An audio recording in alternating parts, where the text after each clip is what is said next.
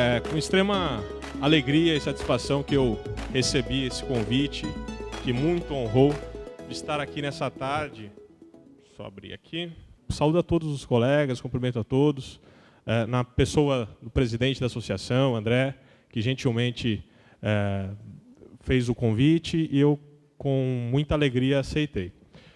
Para compartilhar uma análise sobre quais os impactos que o novo CPC terá para a Defensoria Pública, para a nossa atuação como defensores públicos, para a instituição como um todo, porque, de fato, é um momento histórico, é um momento em que vivemos um novo regime processual civil no Brasil, né? Viveremos muito em breve, e a Defensoria Pública será diretamente afetada e tem diversas aplicações e desdobramentos em favor e que dizem respeito à nossa atuação na Defensoria Pública. A gente está em uma contagem regressiva para a entrada em vigor do novo CPC.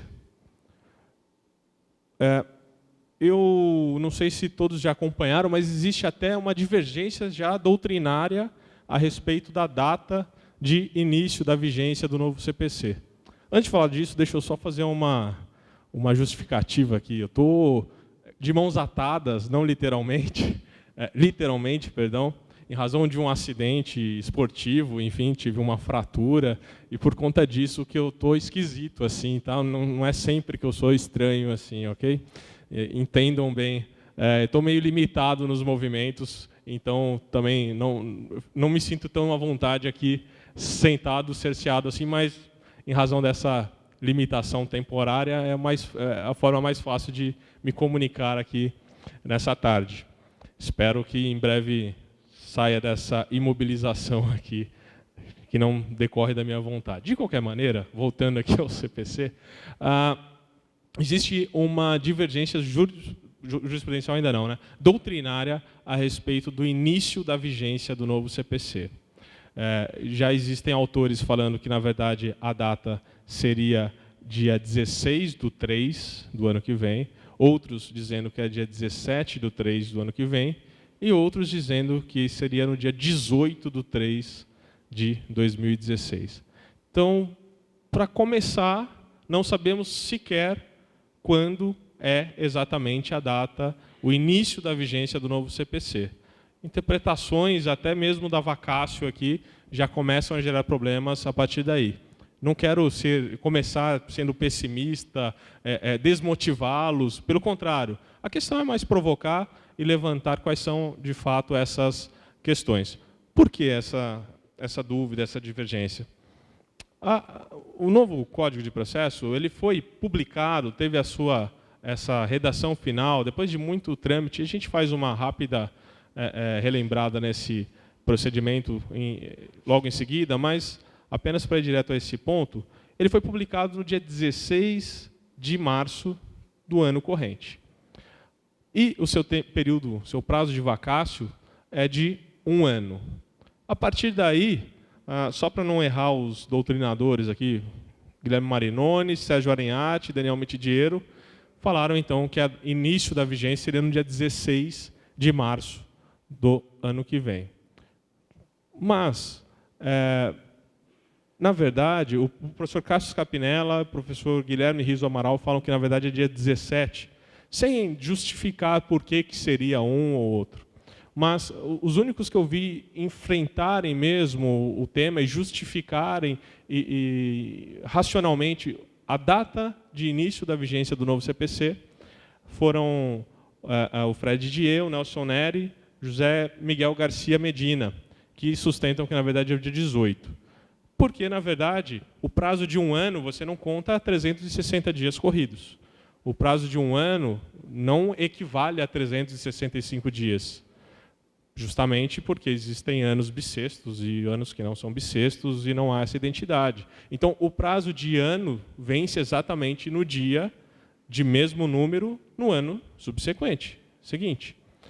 E um detalhe que alguns talvez esqueceram nessa contagem é que, para fins de vacácio lege, o dia do fim é incluído, o dia do início e o dia do fim está incluído nessa contagem. Ou seja, o dia 17 de março, o dia 17 de março de 2016, de fato, ele estaria incluído no momento da vacácio. Quer dizer que o novo código passaria a ter vigência a partir do dia seguinte, no dia 18. Até nisso está tendo uma divergência, existe até um projeto de lei que faz menção à data do dia 17 e não ao dia 18, que tecnicamente seria o correto, segundo esses doutrinadores. E existe também, não sei se todos acompanharam, mas uma proposta, a intenção de que essa vacácio fosse prorrogada, porque o Supremo Tribunal Federal, alguns ministros, se deram conta de algumas alterações que afetariam diretamente o seu trabalho, e agora, depois de aprovado, eles falaram, não, esse prazo é muito curto, nós não temos tempo para resolver esse problema. Vamos prorrogar por apenas 5 anos a vacácio. Foi uma proposta, mas uma proposta que, ao que parece, não teve guarida, não teve amparo, não deve prosperar. Então, a ideia é que, sim, nós estamos numa contagem regressiva e, embora com uma divergência de 1 ou 2 dias, nós temos o prazo se avizinha do novo CPC. Antes de falarmos sobre algumas disposições específicas, eu acho que é interessante situar o momento histórico que nós vivemos. A primeira discussão que existiu quando se começou a questionar sobre um novo CPC nós precisamos de um novo código ou não? É necessário? É um momento, é oportuno que estudemos e que lancemos um novo Código de Processo Civil? Ou seria o caso de fazer uma nova reforma da reforma do CPC? O CPC, agora em vigência, ele sofreu inúmeras reformas. Salvo engano, foram mais de 80 leis durante a sua vigência, que alteraram, que modificaram o seu conteúdo. Logo, ele não é mais nem de perto aquele código Buzaide, aquele código que foi pensado e realizado com uma sistematização, com uma lógica, com uma coerência. Ele ficou um código, de fato, um pouco assistemático. E essa crítica que era feita e dizendo que a única solução a isso seria um novo CPC. Outros diziam, não é necessário, o código é bom, basta que ele seja, de fato, bem aplicado, basta que talvez uma nova reforma pontual em alguns pontos, ou, quem sabe, que se criarem microsistemas que possam regulamentar áreas específicas do processo. Mas prevaleceu a ideia de que não, é um momento, por questões variadas, políticas, técnicas, de vaidades, de pessoalidades, enfim, se decidiram criar um novo Código de Processo e se criou, então, uma comissão de juristas para a criação desse anteprojeto do que veio a ser aí, após o processo legislativo, o novo Código de Processo Civil. Essa comissão de juristas, capitaneada pelo ministro Fux, então ainda ministro do STJ na época, no final de 2009, ela começou as suas reuniões e estabelecer alguns critérios, fixou algumas metas, e dobrou a meta. A ideia inicial já foi estabelecer um processo mais rápido, um processo mais célere, e a partir de algumas premissas. Nós temos muitos recursos, vamos ter que reduzir, nós precisamos reforçar o sistema de precedentes, nós precisamos ter uma ênfase maior na solução extrajudicial de conflitos, enfim, estabelecendo algumas premissas e passaram a realizar algumas audiências públicas. Percorreram diversos estados aí da nação, diversos estados da federação, fazendo audiências públicas, em tese, para ouvir, coletar sugestões e dar ali, de fato, um ar democrático, de participação popular, participação ali do povo mesmo nessa criação.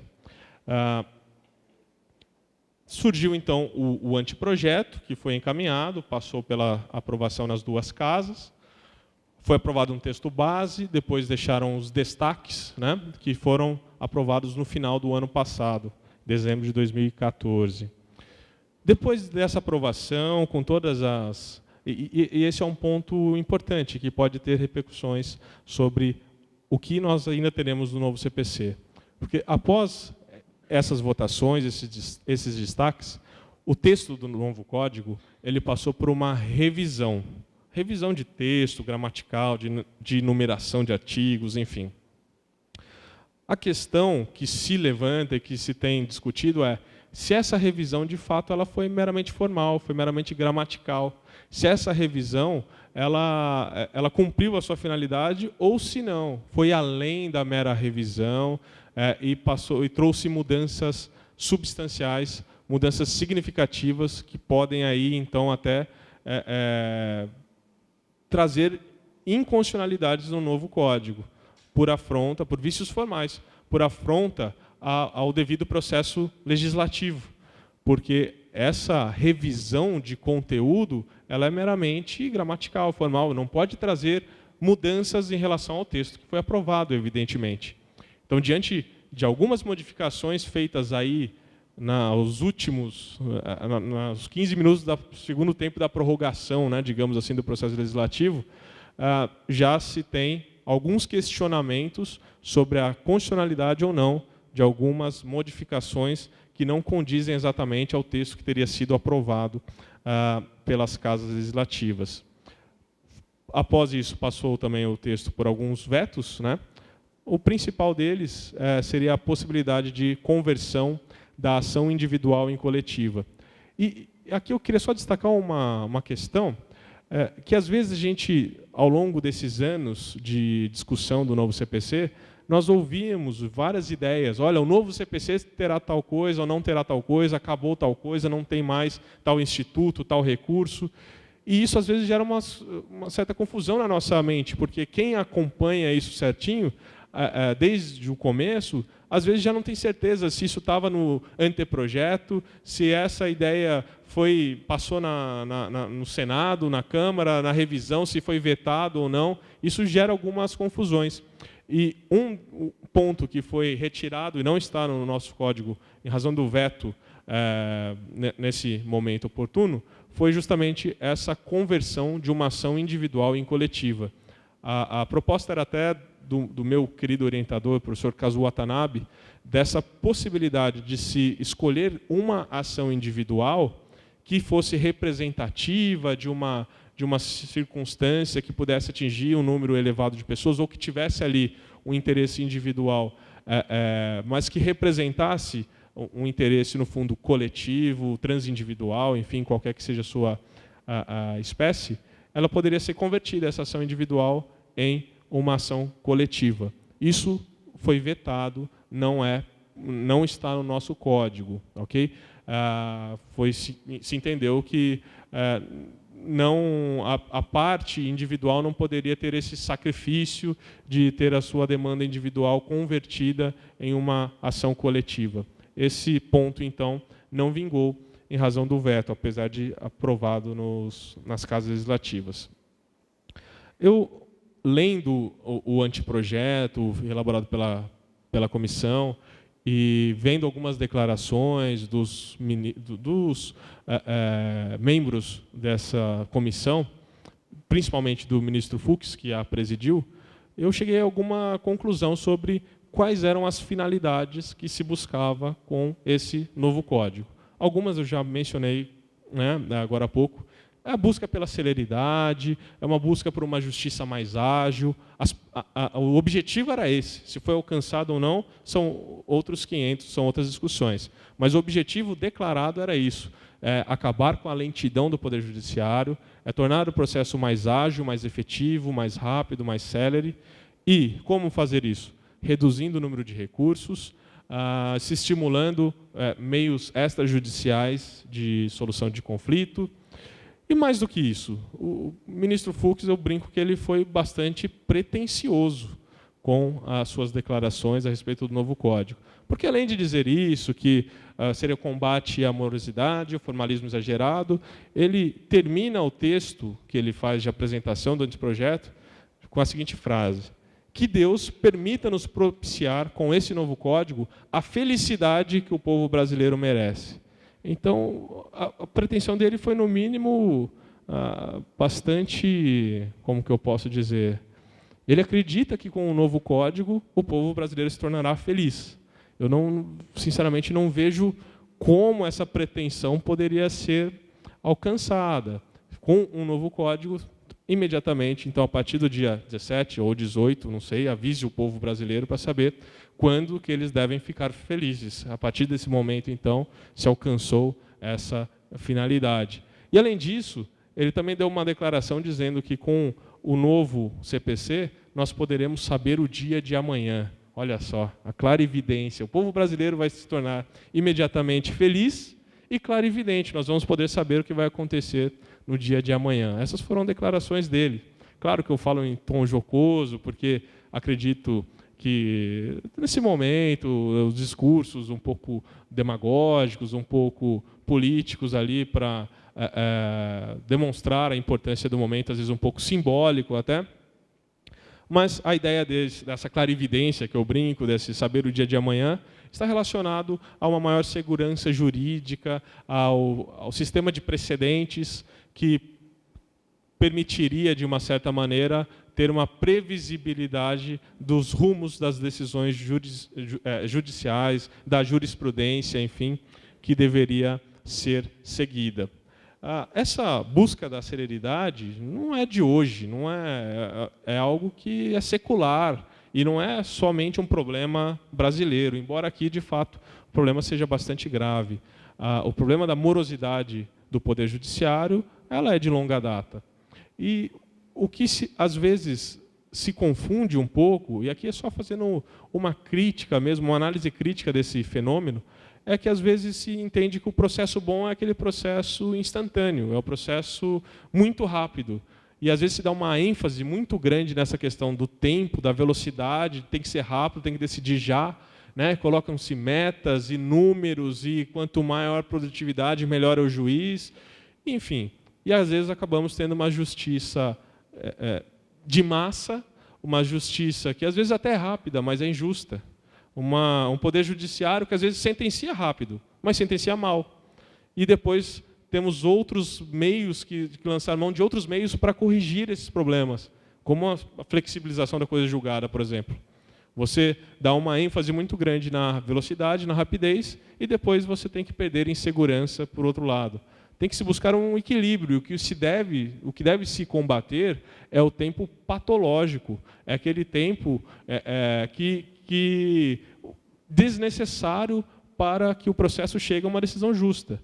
O processo ele tem uma fisiologia, ele tem prazos, ele tem garantias que não podem ser atropeladas, que não podem ser ignoradas. Não é com supressão de contraditório, de ampla defesa, de garantias, que nós vamos ter um processo bom, porque ele é rápido. É um processo sim miojo, em 3 minutos está pronto. Esse processo instantâneo, muitas vezes, ele é muito mais pernicioso do que um processo demorado, um processo de um poder judiciário lento. Claro que o Poder Judiciário deve oferecer respostas àquelas demandas urgentes, claro que o Poder Judiciário deve ter a agilidade para aquelas causas em que é necessário, mas sem que isso signifique uma mutilação das garantias processuais. Depois, existe também esse incentivo, sim, é bastante claro, a autocomposição, a conciliação e a mediação, inclusive de forma obrigatória. A primeira audiência, como regra, que é realizada, é uma audiência de conciliação ou de mediação, conforme o que seja recomendável a cada caso. E nessa audiência, a ausência injustificada das partes acarreta, inclusive, a imposição de multa. Então, as partes devem comparecer, ainda que elas peticionem com antecedência, dizendo não tenho interesse no acordo, ela deve comparecer para dizer pessoalmente que não tem interesse no acordo. Caso contrário, ela só pode dispensar isso com a concordância de ambas as partes, sob pena de imposição de multa. E, a partir daí, já dá para ter uma noção, para quem ainda não conseguiu pegar, se deparar com calma com o novo código, ou quem já estudou, já deve ter percebido que existem diversos deveres e poderes que estão em um equilíbrio diferente do nosso sistema atual. E a partir dessa concepção de que, como, por exemplo, o juiz pode ou deve impor multa àquela parte que não comparece à audiência de conciliação, como o dever de cooperação entre as partes, né, as partes devem, ou todos os sujeitos do processo, não só as partes, juiz também, enfim, todas aquelas pessoas que intervêm no processo, elas devem cooperar para uma solução justa e célere da causa. Vê-se, então, um aumento, um incremento dos deveres das partes. E, em contrapartida, então, um aumento dos poderes do juiz. E, a partir dessa constatação, algumas pessoas dizem, esse é o código dos juízes. Esse é um código autoritário. É um regime autoritário no processo, em que juiz e autoridade tem amplos poderes e vai impor multas e tem poderes de perseguir, enfim, de impor a sua autoridade no processo. Mas não se pode ignorar também, e é visível a olhos desarmados, que o novo código ele traz diversos institutos que trazem um dever maior do juiz, inclusive no que diz respeito ao contraditório, ao dever de colaboração. Ao juiz não é mais, se é que algum dia já foi, não é permitido que se conheça de fundamentos, de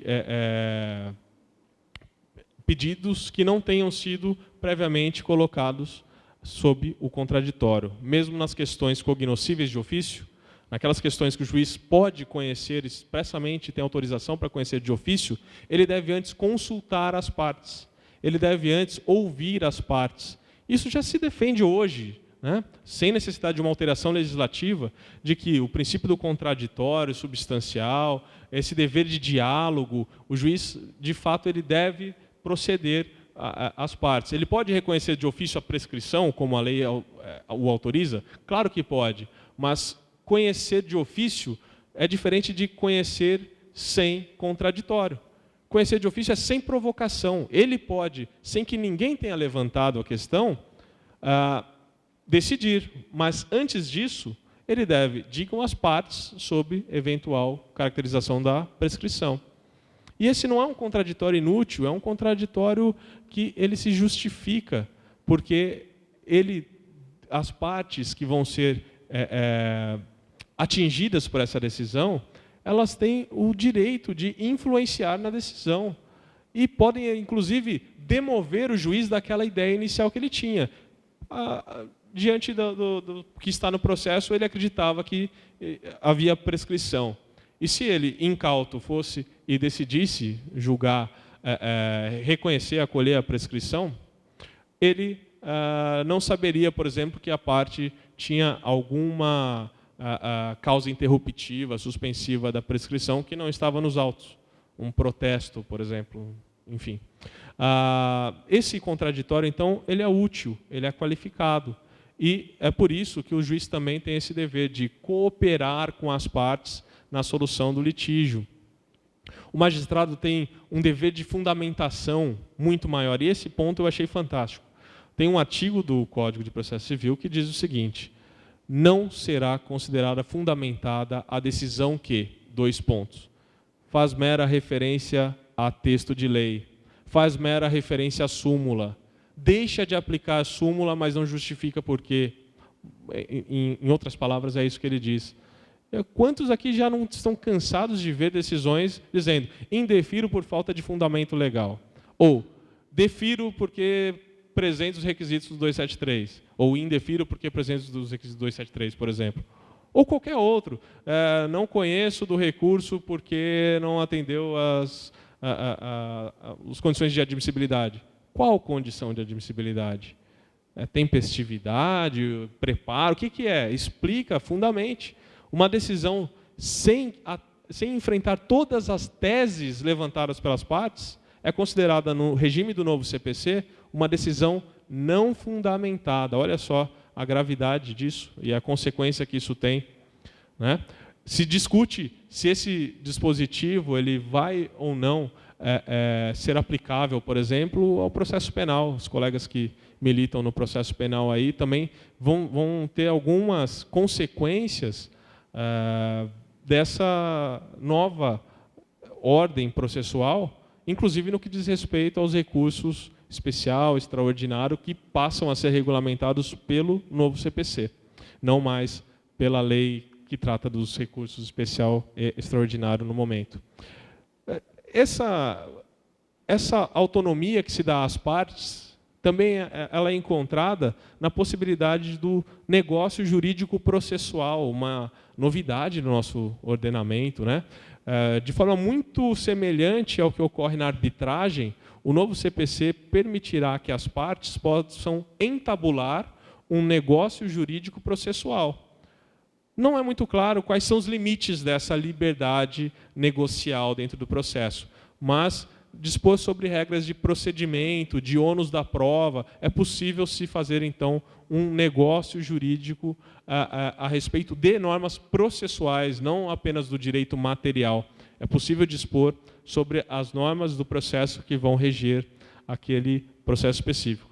Tem gente que está indo muito além do que me parece seja o intuito da lei e dizendo que é possível se fazer um negócio jurídico escolhendo o juiz que vai julgar, de forma semelhante à arbitragem. Da mesma forma como na arbitragem podemos escolher um árbitro, seria possível dizer, olha, nesse caso, nessa controvérsia, o juiz que julgará será o doutor fulano de tal.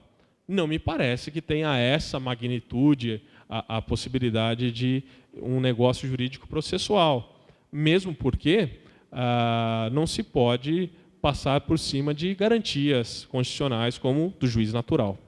Mas, de fato, por esses exemplos que eu falei, acho que fica claro que não é um código autoritarista, um código que dá poderes plenos ao juiz e que as partes estão subjugadas. A partir dessas ideias da decisão fundamentada, do dever de fundamentação dos magistrados, do dever de julgamento dos processos em ordem cronológica, do negócio jurídico processual, tudo isso se defende, por outro lado, alguns juízes sustentando a bandeiras que esse é o código dos advogados, é um código privatista, é um código que ignora o publicismo ou os interesses publicistas que estão em jogo no processo. E fica essa discussão, é autoritário, é liberal, é do juiz, dos advogados. E não me parece que seja correto nem um extremo nem outro. Até o professor Lucon, ele diz que é um código democrático, é um código que traz diversas tendências, diversas orientações ideológicas e busca ali possibilitar que as partes que vão ser impactadas, que vão ser afetadas pela decisão, possam participar da sua formação. Não se pode ainda ter um prognóstico de quanto o novo código ele tem a aptidão para alcançar a sua principal finalidade declarada, que é a celeridade. É bastante questionável, existem algumas estatísticas que se disseram por aí. Salvo engano, o ministro Fux falou que os processos demorariam 50% menos tempo, em média. Eu não sei, sinceramente, não sei de onde que ele tirou a estatística e acho que é extremamente questionável. Na verdade, eu, particularmente, não posso também afirmar, mas, particularmente, eu acredito que, de imediato, o novo código não vai trazer nenhuma celeridade. O novo código não vai trazer, de imediato, nenhum efeito mágico e instantâneo que vai passar a tornar os processos mais rápidos. Pelo contrário, como toda nova lei, traz incertezas, questionamentos, inseguranças, que, por sua vez, traz um maior número de recursos, de interpretações diferentes, que devem amadurecer até chegar a uma pacificação, a uma harmonização e, então, uma orientação jurisprudencial firmada, que aí poderia, em tese, mais para frente, gerar uma celeridade. Mas isso só se bem aplicado o sistema e não a curto, talvez nem a médio prazo. Talvez, imediatamente, a tendência seja até mesmo, por essa insegurança, essa maior número de questionamentos que deve existir, o processo demorar até um pouco mais inicialmente. Como que se buscou essa celeridade? se buscou reduzindo recursos. Falar especificamente sobre alguns. O sistema de agravos foi abolido o agravo retido. Não existe mais o agravo retido. Logo, essas questões que não desafiam o agravo de instrumento, o agravo de instrumento ele continua no nosso sistema, só que existe um rol taxativo das hipóteses em que ele é cabível. Não é um rol enumerativo, é um rol taxativo. Fora daquelas hipóteses, qualquer decisão interlocutória não desafia recurso. É irrecorrível. Por outro lado, não preclui. E vai poder ser arguída, questionada no momento oportuno. Ou seja, quando das alegações finais, quando da apelação, vai poder ser suscitada essa questão, porque essas decisões que não desafiam agravo de instrumento, que não estão no rol específico do recurso de agravo de instrumento, não se submetem à preclusão. Ótimo, reduzimos um tipo de recurso e enxugamos o outro, certo? Mais ou menos. Porque qual que é o impacto no Poder Judiciário dos agravos retidos? Quanto que isso demora no Poder Judiciário? Quanto que isso atrasa os julgamentos, o número de agravos retidos? Praticamente nada. Excelência, estou agravando, consta no termo. É isso o que foi tirado, que foi suprimido. Tem alguma velocidade maior, talvez, de decisões de audiência, mas nada que vai impactar o volume do Poder Judiciário. Depois, o rol, embora taxativo, ele abrange inúmeras causas que são as que a gente agrava mesmo no nosso dia a dia. Decisões de urgência, por exemplo, vão continuar sendo agraváveis por instrumento, e claro que deveria ser assim. E aquelas outras questões que foram excluídas desse rol, então essas questões não vai ter mais recurso? Ok. Agora, quem de vocês, diante de uma decisão que cause algum prejuízo e que não esteja no rol, vai dizer simplesmente para a parte, para assistir, dizer, olha, aqui você está sofrendo um prejuízo de uma decisão do juiz, mas essa decisão é irrecorrível, porque não cabe. Entra com mandado de segurança contra ato judicial ou contra qualquer outro supedâneo recursal, ou seja, o impacto dessa mudança no agravo é zero ou muito próxima de zero. Tiraram os embargos infringentes. Tudo bem, porque o número de embargos infringentes, de fato, é absurdo. Não foi feito com nenhuma base em estudo estatístico. Quantos embargos infringentes ou quanto que isso toma da pauta do Poder Judiciário? Tiraram os embargos infringentes para ser mais rápido, mas, em contrapartida, criaram um sistema, uma técnica processual que, quando a decisão for não unânime, automaticamente chamam outros 2 desembargadores para compor a turma e vão analisar se essa nova composição se mantém ou não a decisão não unânime. Ou seja, criaram embargos infringentes de ofício. É a mesma coisa, só que sem a necessidade de provocação. É mais rápido? Sim, mas, na verdade, não mudou muita coisa. Mudou o sistema de admissibilidade dos recursos, que agora, como regra geral, não mais é realizado pelos tribunais, pelos juízes ou tribunais a quo, mas sim pelos órgãos ad quem. Ou seja, apelação não vai ser o juiz de primeiro grau que vai fazer o juízo de admissibilidade. Ele deve mandar para o Tribunal de Justiça, independente do juízo de admissibilidade. Recurso especial e extraordinário, e aqui mais uma vez isso se aplica aos colegas que atuam no criminal, o juízo de admissibilidade deixa de ser feito pelo tribunal local. O RESP, recurso especial, vai ser analisado o seu cabimento ou não no STJ. O RE vai ser realizado no STF. E esse é o motivo da grita dos tribunais superiores, principalmente do STF, dizendo que eles não têm estrutura para fazer esse juízo de admissibilidade. E esse é o motivo que pediram mais 5 anos de vacatio legis, que não foi bem acolhido. Por outro lado, já está em andamento, no Senado, um projeto de lei que quer alterar esse sistema. Olha só, o nosso novo código nem entrou em vigor, ele está em vacácio e já há proposta de alteração dessa inovação que eu vejo com bons olhos. Não sei como os colegas entendem, mas eu acho que qual que é a utilidade do juízo de admissibilidade que o Tribunal de Justiça faz? Eu não sei como é aqui, mas em São Paulo é uma decisão padrão, dizendo que não atende os requisitos, se busca o reexame de provas e que não ofende a súmula 7, etc, etc, etc, logo não se admite. Diante dessa decisão, o que fazemos nós? Agravamos. Então, o juízo de admissibilidade vai ser feito por quem? Pelo STJ, pelo STF. Não vai mudar nada, só é queimar essa etapa do agravo, na verdade. Mas existe essa discussão, essa proposta que está em andamento lá no Senado, e pode ser que antes mesmo dele entrar em vigor, essa parte que a gente acabou de falar agora, não mais, não sequer tenha eficácia, sequer seja efetivada no nosso ordenamento jurídico. Um ponto que eu acho bastante importante e interessante, que o novo Código ele tem um combate declarado à jurisprudência defensiva.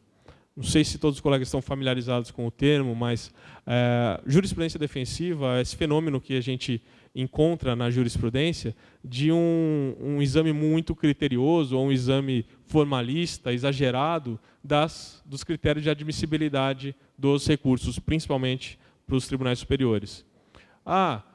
Não houve o pré-questionamento. Você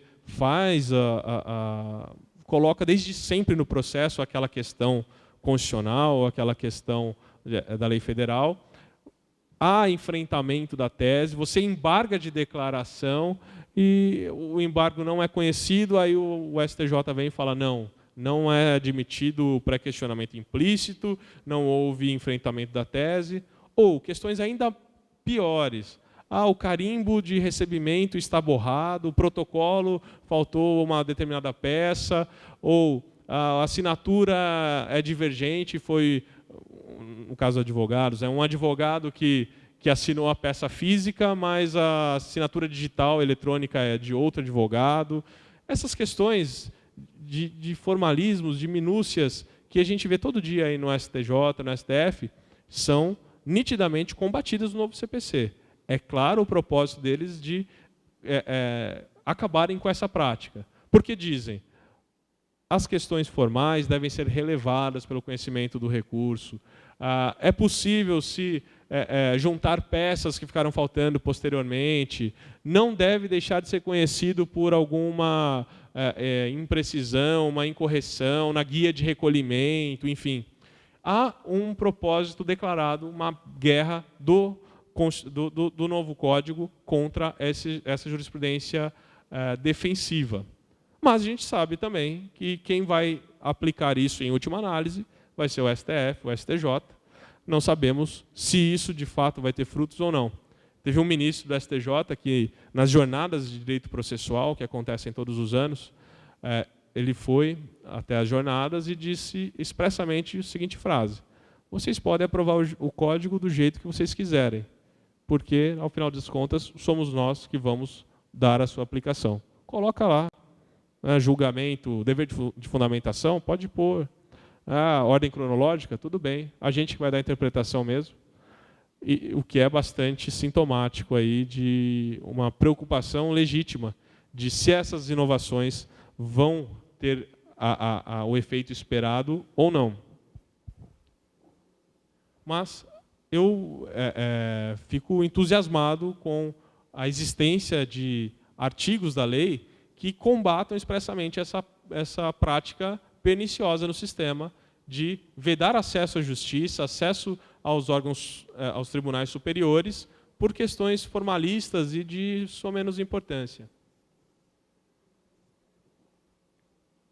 E chegamos agora sim, depois de feito esse rápido panorama de algumas das principais modificações que eu entendi pertinentes, ao objeto e ao tema que nos traz aqui nessa tarde, que é falar exatamente sobre a Defensoria Pública no novo CPC.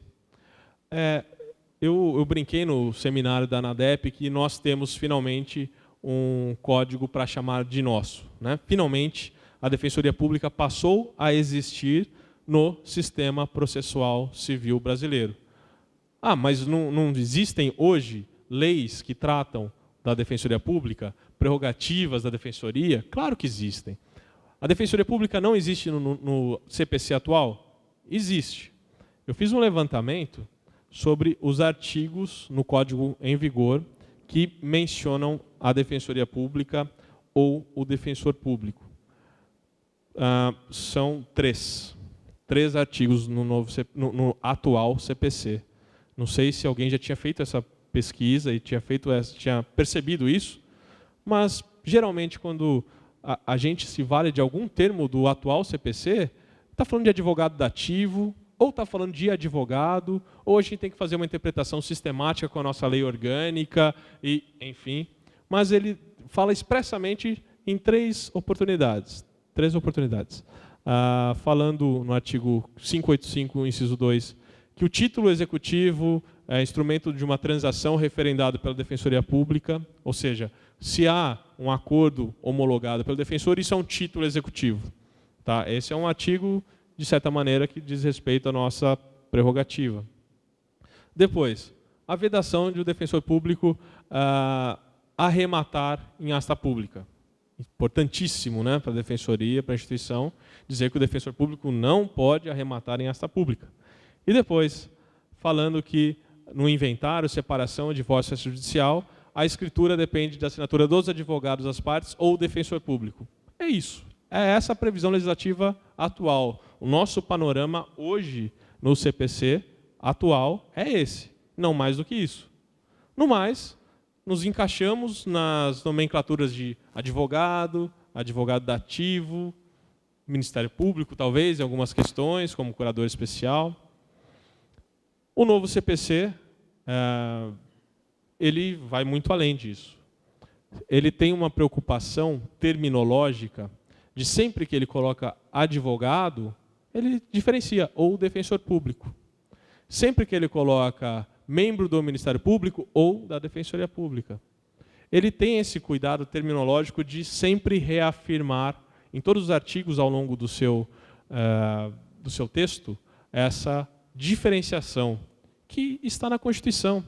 Eu faço um paralelo, né, à nossa existência na ordem constitucional.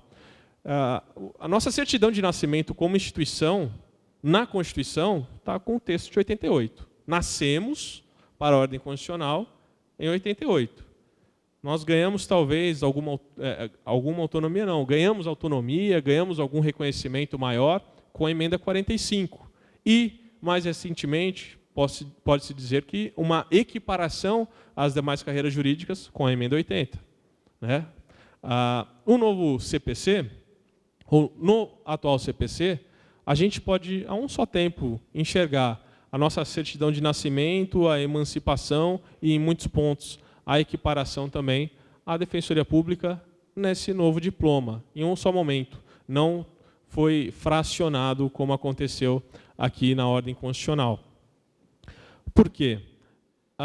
Ao lado do título do Ministério Público, da Advocacia Pública, ganhamos um título próprio da Defensoria Pública. É o título número 8, perdão. E que traz inúmeras disposições. Muitas delas dizem respeito somente a reproduções do que já temos na Constituição, na nossa lei orgânica. Prerrogativas que não são inovadoras, prerrogativas que não nos vão trazer um status diferenciado do que temos hoje, mas que vão estar expressas no CPC. Mas isso é uma técnica que foi utilizada pelo legislador no novo CPC. Se pegarem os primeiros artigos do novo CPC, vocês encontrarão ali diversos princípios, garantias, diversas normas que estão já expressos na Constituição. Estão lá no rol do artigo 5º, né? Quando você fala sobre o processo deve observar o contraditório e a ampla defesa, é evidente, o CPC ele não inova nesse ponto, ele apenas reproduz uma garantia que já está expressa na Constituição. E os primeiros artigos do novo CPC, ele segue essa linha de reproduzir princípios constitucionais. indagaram um dos membros dessa comissão qual o motivo de se reproduzir texto que já está na Constituição no CPC. A justificativa não foi muito convincente. Ele disse, olha, é que os advogados não leem a Constituição, só leem o Código de Processo Civil. Mas a ideia, talvez, fosse didática, pedagógica, de ensino, falando, olha, o nosso Código de Processo, o nosso processo civil, ele segue um modelo constitucional. Ele observa garantias constitucionais que estão acima do CPC. E, da mesma forma, ao colocar que a Defensoria Pública, aqui no artigo 184, a Defensoria Pública compete a orientação jurídica, a promoção de direitos humanos, a defesa dos direitos individuais e coletivos necessitados em todos os graus, de forma integral e gratuita, não traz nenhuma inovação no sistema. Ela reproduz o texto da Constituição.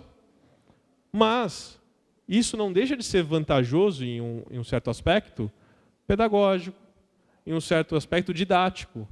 Os livros vão ser elaborados com base nesses capítulos do novo CPC, vão abrir lá, nem todos têm hoje. Se pegar doutrinas processuais, não são todos os autores que colocam lá um título da defensoria. Alguns colocam lá da advocacia e um parágrafo no final. Ah, tem a defensoria também. Outros sequer fazem isso. Né? Agora, está expresso um título nosso com a reprodução do texto constitucional. Então, necessariamente, ao estudar processo civil, as pessoas vão se deparar com esse título, com isso nos manuais, nos cursos de processo civil. E faz inúmeras remissões aqui à Defensoria Pública. Por exemplo, quando estabelece o ato atentatório à dignidade da justiça e a multa de 20%, há uma exclusão dos defensores públicos. Vocês sabem que ainda hoje tem casos em que os magistrados condenam advogados, condenam defensores públicos, já houve precedente, ao pagamento de multas por atos atentatórios à dignidade da justiça. Né? Aqui há uma exclusão expressa dos defensores, porque se estabelece que os defensores se submetem às normas correicionais e não ao controle do Poder Judiciário, com expressa remissão a isso. Salvo em relação aos defensores públicos, os membros do Ministério Público, que se submetem à corregedoria, então, às demais partes pode ser aplicada a multa. Uma disposição interessante também é que as despesas dos atos processuais requeridos pela Defensoria Pública serão pagos ao final, pelo vencido. Né? Uma disposição expressa nesse sentido. Existe uma regulamentação do que está incluído no conceito de gratuidade da justiça, né? Quais são os atos, ou qual é a extensão dessa gratuidade. O que mais? O prazo em dobro para todas as manifestações. Está previsto expressamente a garantia, a prerrogativa do prazo em dobro. Mais uma vez, é novidade? Evidente que não. Mas agora está no texto do Código de Processo Civil. Acredito que muitos já tenham tido que explicar para o juiz, né, qual que era o fundamento, ou lá da Lei 10.060, ou 1060, né, de 50, a Lei de Assistência Judiciária, ou da nossa lei orgânica a respeito do nosso prazo em dobro. Agora vai estar mais fácil, está no texto expresso do Código de Processo Civil.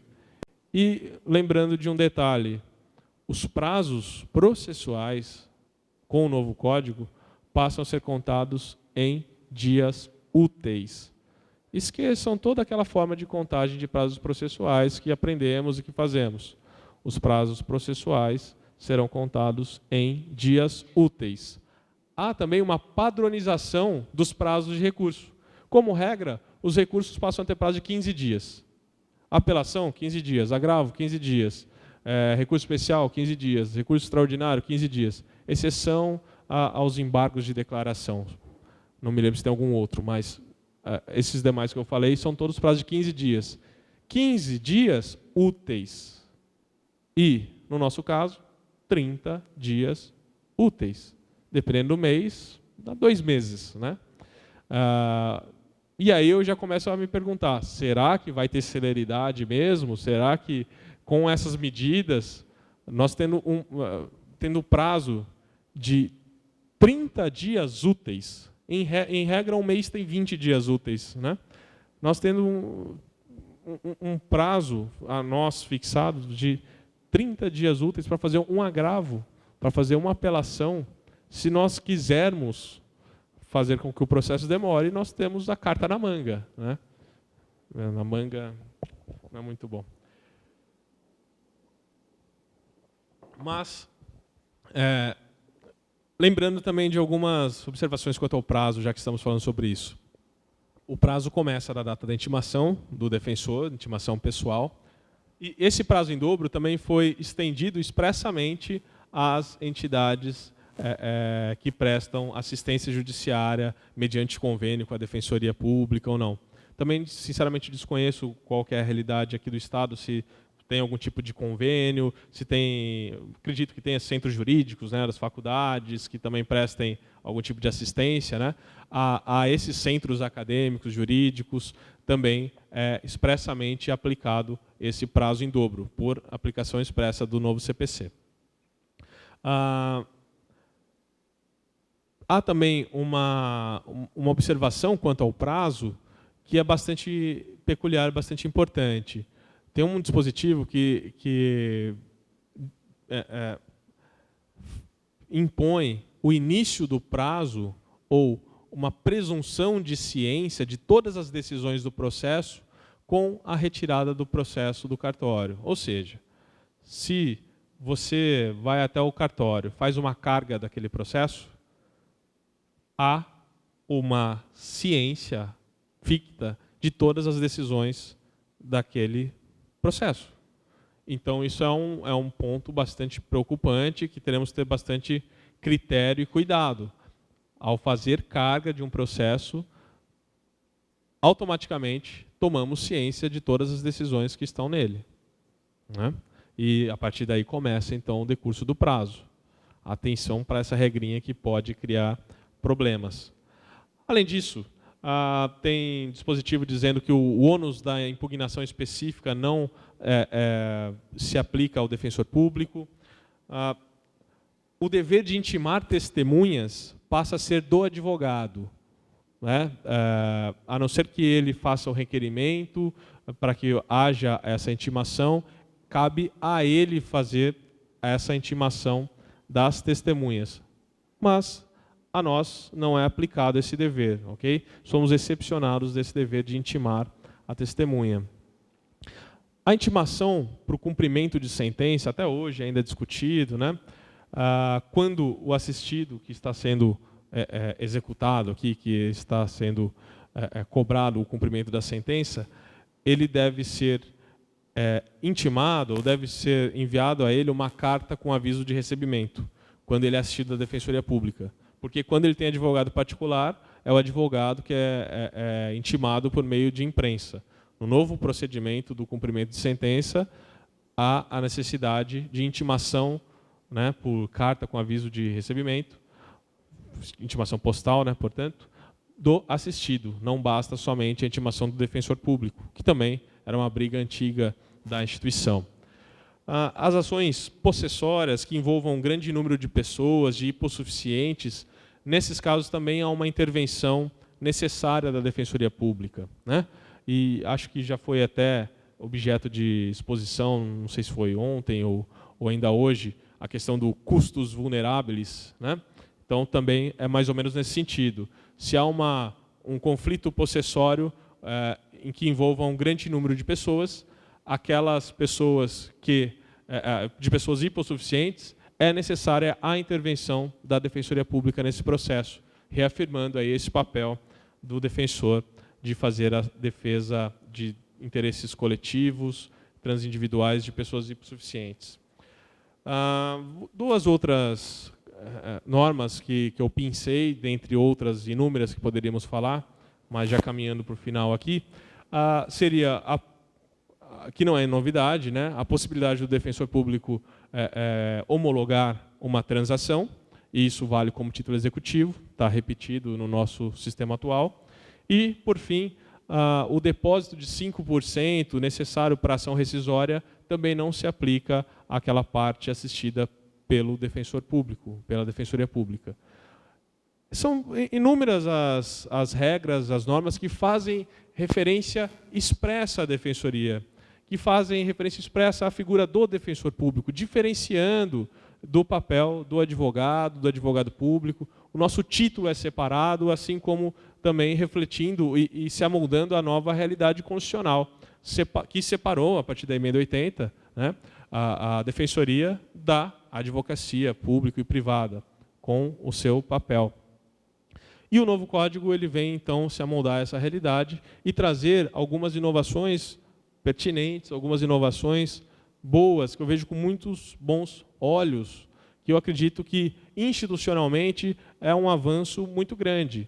Graças, claro, ao engajamento, ao esforço, ao trabalho, sobretudo, da ANADEP, que participou dessas etapas legislativas, formou essa comissão para a elaboração, tive a oportunidade de participar, fizemos parecer, conversamos, né, principalmente aquelas pessoas que estavam mais próximas ali, durante todo o trâmite legislativo, acompanhando de perto. E o professor Fred Didier, em uma palestra para os magistrados, ele foi bastante categórico ao dizer: olha, vocês estão surpresos com o que está aí no CPC, mas ninguém participou, a magistratura não se envolveu da forma como outras instituições, como a Defensoria Pública, por exemplo, ele dizendo que o nosso engajamento, nosso envolvimento foi exemplar. E dessa forma conseguimos colocar ali diversas normas, conseguimos afastar retrocessos, conseguimos consolidar garantias, prerrogativas, consolidar o papel importante da nossa instituição. E é um momento histórico que nós vivemos, e eu acho que nessa reflexão, ao menos, de avanço institucional, eu só posso concluir de uma forma bastante positiva. Se o CPC vai trazer a felicidade do povo, se vai nos permitir saber o dia de amanhã, se o novo CPC vai tornar os processos mais rápidos, mais ágeis, eu não sei.